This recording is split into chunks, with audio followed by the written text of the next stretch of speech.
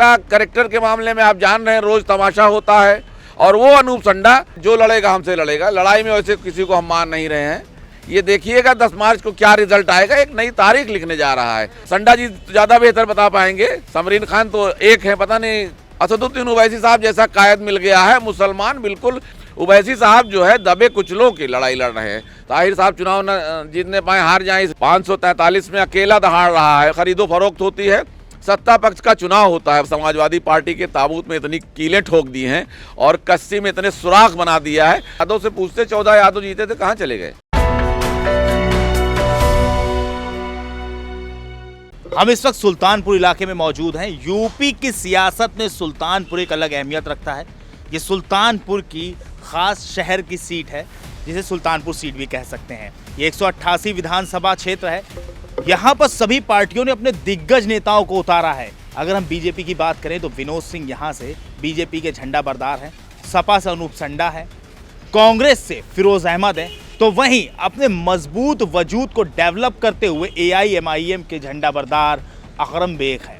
आज हम अकरम बेग से मुलाकात करने आए हैं और अकरम बेग से ये जानने की कोशिश करेंगे कि आगे टक्कर किससे है और AIMIM जो पार्टी है वो कहां पर स्टैंड कर रही है और आखिर कैसे सपा, बीजेपी और कांग्रेस को वो टक्कर देने वाली है। अकरम साहब, बहुत बहुत स्वागत है आपका न्यूज़ टाइम नेशन। जी धन्यवाद। अकरम साहब, फाइट किससे है? फाइट किसी से नहीं है, जो लड़ेगा हमसे लड़ेगा। हैं 1 साल 1.5 साल से हम लोग ऑल इंडिया मजलिस इत्तेहादुल मुस्लिमीन के ग्राउंड लेवल पे काम कर रहे हैं। और कल हमने जो है नामिनेशन किया, वहाँ जो ठाठे मारता हुआ समंदर आपने देखा, ये इस बात का सबूत है कि जो है जो लड़ेगा मजलिस से लड़ेगा इंशाअल्लाह ताला। और यूथ बिल्कुल जो है हमारे साथ है। हम बिल्कुल दमदारी के साथ चुनाव लड़ रहे हैं। 1.5 साल से हमारी तैयारी है ग्राउंड लेवल पर, और इंशाअल्लाह जो लड़ेगा हमसे लड़ेगा। लड़ाई में वैसे किसी को हम मान नहीं रहे हैं, लेकिन जो लड़ेगा मजलिस से लड़ेगा। अच्छा, माहौल जो है, सभी पार्टियां मानती हैं कि सीट बहुत टफ है। बीजेपी ने विनोद सिंह को उतारा है, पूर्व मंत्री रह चुके हैं, 2 बार के विधायक अनूप संडा हैं, अखिलेश यादव के काफ़ी करीबी भी हैं। उसके बाद जो है फिरोज अहमद हैं, कांग्रेस से मुस्लिम चेहरा हैं। 2 ही पार्टी ने मुस्लिम चेहरा उतारा है, एक जिसे फिरोज खान है, उस दूसरे पर AIMIM की तरफ से आप हैं। कितना टफ लग रहा है चुनाव, क्योंकि एक तरफ जो है मजबूत फेसेस हैं सारे, और एक तरफ ये एकदम नई सी पार्टी जिसने बस सुल्तानपुर में कदम रखा है और लोगों के बीच में जगह बनानी शुरू करी। कितना टफ लग रहा है मामला? टफ कुछ नहीं है भाई मेरे, नई कहाँ है। मजलिस से इत्तेहादुल मुस्लिमीन देखिए, बिहार में 5 सीटें जीत के आए नहीं। और जहाँ तक कांग्रेस की आप बात कर रहे हैं, कांग्रेस तो वेंटिलेटर पे है, कांग्रेस का कोई नाम नहीं लेना है। आप देखिएगा, मैं अभी बिल्कुल आपको इम्कान बता रहा हूँ कि 3 से 4 हज़ार वोट में कांग्रेस सिमट जाएगी। रही बात सपा की, जो समाजवादी पार्टी ने इतने दिनों तक जो है मुलायम सिंह से लेके अखिलेश तक यादव ने मुसलमानों का वोट लिया, अब जो है मुसलमान कहीं भटकने वाला नहीं, उसको अपना कायद मिल गया है। अभी तक नहीं था कायद, तो फिर वो मजबूरी थी, कहीं ना कहीं वोट जाता था मेरा। असदुद्दीन ओवैसी साहब जैसा कायद मिल गया है। मुसलमान बिल्कुल खुली आंखों से देख रहा है, उनको अपना कायद मान चुका है। तो नई मत कहिए, ये देखिएगा 10 मार्च को क्या रिजल्ट आएगा, एक नई तारीख लिखने जा रहा है। अनूप संडा जी 10 साल रहे विधायक, आप पूछ लीजिए 5 पीरन के लोगों से। मैं वहीं गबड़िया पे रहता हूँ, कभी 10 साल नहीं रुके। और उनका कैरेक्टर के मामले में आप जान रहे हैं, रोज तमाशा होता है। और वो अनूप संडा, अब वो आप समझ लीजिए, वो संडा जी ज़्यादा बेहतर बता पाएंगे। समरीन खान तो एक है, पता नहीं कितने लोगों से उनके नाजायज़ ताल्लुकात होंगे, ये वही बता सकते हैं। दूसरी चीज़, अभी जिला पंचायत का चुनाव हुआ, योगी यादव को जिताने के लिए वो गए, हम लोग भी वहाँ मौजूद थे, सिर्फ इसलिए कि मुसलमान को हिस्सेदारी नहीं देना चाहते। वो अजमल साहब लड़े थे 34 नंबर से, उनको हराने के लिए 1 बजे रात तक रहे, जब गाली गलौज हुआ उनके साथ तब वो जाके गए हैं। अभी देख लीजिए इसौली सीट देख लीजिए, ताहिर भाई सांसद हैं, पूर्व सांसद रहे हैं, टिकट उनको अखिलेश ने दे दिया। इतना यादवों में रिएक्शन है कि वो BM यादव को लड़ा दिया कांग्रेस से। और 4 सीटों पे विरोध क्यों नहीं हुआ? मैं आप ही लोगों से पूछ रहा हूँ, क्यों नहीं विरोध किया दूसरी सीटों पे? ताहिर साहब चुनाव न जीतने पाए, हार जाए, इसलिए वहाँ BM यादव को कांग्रेस से लड़ा दिया। समझ रहे हैं? तो ये है। और MIM पे एक आरोप लगता रहा है कि भाई ये बीजेपी की B पार्टी की तरह काम करते हैं, और कई बार इनके जो असदुद्दीन ओवैसी जो हैं, उनके कई बयानात ऐसे होते हैं जो मतलब हिंदू मुस्लिम के बीच में एक लाइन से खींचने की कोशिश करते हैं। आपको क्या लगता है, ये मतलब विपक्षियों का निशाना है या बस ऐसे ही? सिर्फ निशाना है, कुछ नहीं है। असदुद्दीन ओवैसी साहब जैसा लीडर 543 में अकेला दहाड़ रहा है, पार्लियामेंट में दहाड़ रहा है कि नहीं दहाड़ रहा है। अगर वो रहबर खान पहलू खान की बात उठा रहे हैं तो रोहित वेमुला की और मनीषा वाल्मीकि की बात उठा रहे हैं कि नहीं? वो तो दबे कुचले लोगों की लड़ाई लड़ रहे हैं ना। और ये सब जो जुमलेबाजी ख़त्म हो गई, ये लोग जो कहते थे, ऐसा कुछ नहीं है। बी टीम सी टीम सब खत्म हो जाएगी 22 में, आप देखिएगा। एक नंबर की है, हम ए टीम है, ऐसा कुछ नहीं है। बी टीम सी टीम का काम नहीं है। नगर विधानसभा सीट पे मिली जुली आबादी है, मुस्लिम्स की भी, हिंदू की भी, दलित भी शामिल है।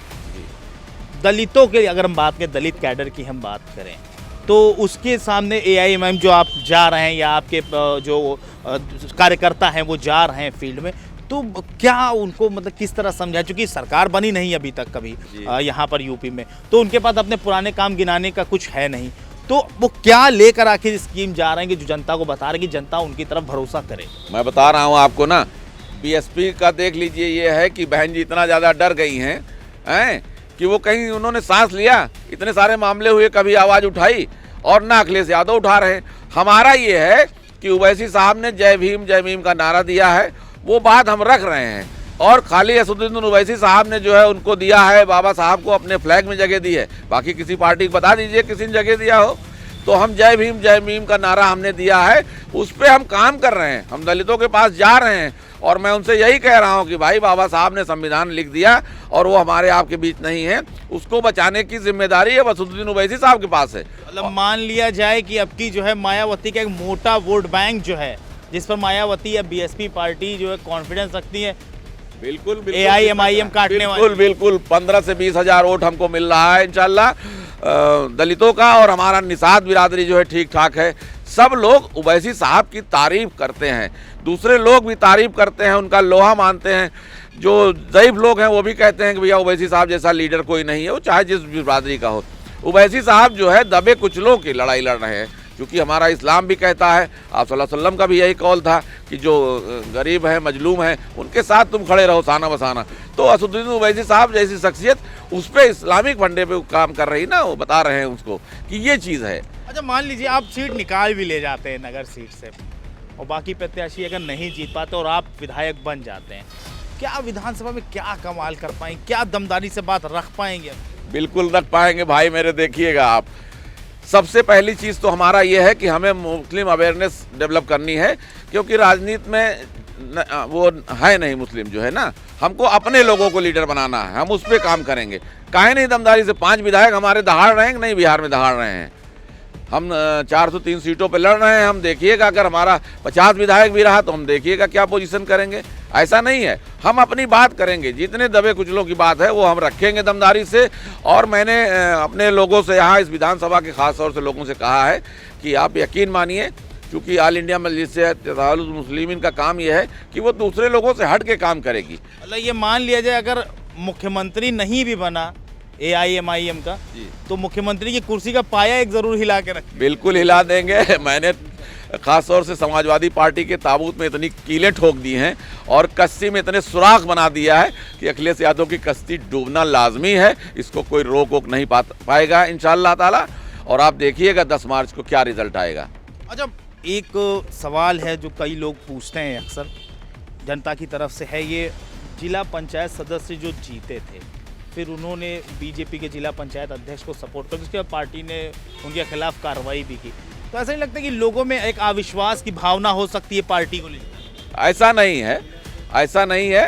वो दिया उन्होंने, ठीक है, वोट दिया हमने, 24 घंटे के अंदर उस एक्शन लेके बाहर किया कि नहीं। कोई भी आइडियोलॉजी से हट के काम करेगा तो उसके खिलाफ यही होगा, चाहे अकरम बेग हो चाहे जो हो।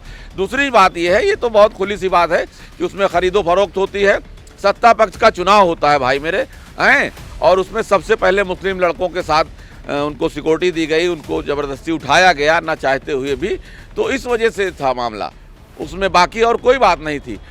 दूसरे लोग पूछते नहीं ना, जाके यादव से पूछते, 14 यादव जीते थे, कहाँ चले गए? उनसे कोई जिला अध्यक्ष से पूछता है, पृथ्वीपाल यादव से पूछे कोई सवाल ना, या अखिलेश यादव जी से पूछे कि आपके कितने भाग गए। पूरे यूपी के ले लीजिए तो 750 कुछ जीते थे उनके ना, कहाँ वो बना पाए जिला पंचायत अध्यक्ष। 14 यहीं थे, उनके भाग गए। उनसे कोई सवाल नहीं करता, सारा माइक जो है MIM से है। हमने एक्शन लिया, उस पर होगा। आइडियोलॉजी से हट के कोई भी काम करेगा उसके खिलाफ यही एक्शन होगा, वो चाहे हम हो चाहे कोई और हो। तो ये थे सुल्तानपुर की नगर सीट से प्रत्याशी अकरम बेग, जो AIMIM के प्रत्याशी हैं और पूरी दमदारी के साथ इस बार ये मैदान में उतरे हैं। काफ़ी लंबी फैन फॉलोइंग है, काफ़ी समर्थक इनके साथ जुड़ रहे हैं और लोगों से इन्हें एक बेहतर रिस्पांस मिल रहा है। लेकिन ये रिस्पांस, ये समर्थन वोट में कितना तब्दील होगा, ये तो आने वाला वक्त बताएगा और ये रिजल्ट में निकल के आएगा। कैमरा पर्सन इरफान आरिफ और सहयोगी अफजल खान और नफीस खान के साथ मैं मोहम्मद आसिफ दुलार, news time nation, Sultanpur. Subscribe करें आपका अपना चैनल न्यूज़ टाइम नेशन और हर खबर सबसे पहले पाने के लिए बेल आइकॉन जरूर दबाएं। और हाँ, खबरें पसंद आ जाएं तो लाइक और शेयर करना ना भूलें।